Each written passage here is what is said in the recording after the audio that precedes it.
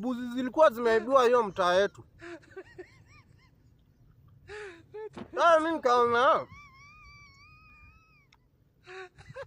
design hatujaokoka, hakuna vile tunaweza omba zirudi. Kama kwenda kwa mganye, kwa mganga. Sasa fika hivi kwa mganga na huyo rafiki yangu, unasikiza wewe ama unaanza mastori zingine kuelezea story.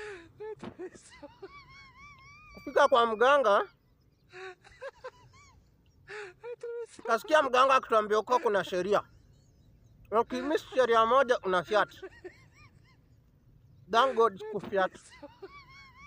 Sasa tukaingia na kinyume.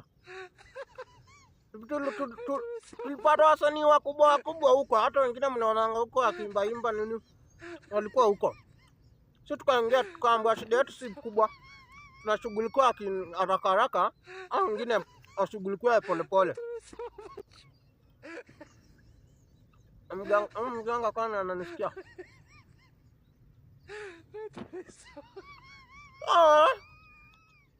Nikauliza mganga, so what do we do? Akaniambia hiyo mbuzi mnatafuta itarudi.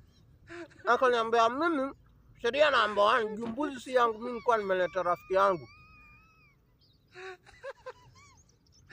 Tufanye hivi, rafiki yangu akitibiwa, mimi nilikuwa nimefunga macho. Kila time mtasikia akitapika ndio tafungua macho. Ganga zikaanza sasa, nikafunga macho. Wanatuma nasikia vizi na gongo, nikambuka kujaribu kufungua macho kijana. Utatoka hapa bila nguo. Kidogo yeye nikasikia Mori ameanza kutapika.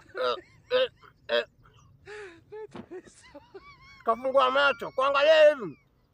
Nashtuka Mori anatapika chumvi. Mori ametapika chumvi kama ya kilo 1. Alafu ya chumvi ukilamba ni kaa chumvi, but ukiweka kwa chakula haishiki. Haiwezi kusaidia unless uko unailamba tu.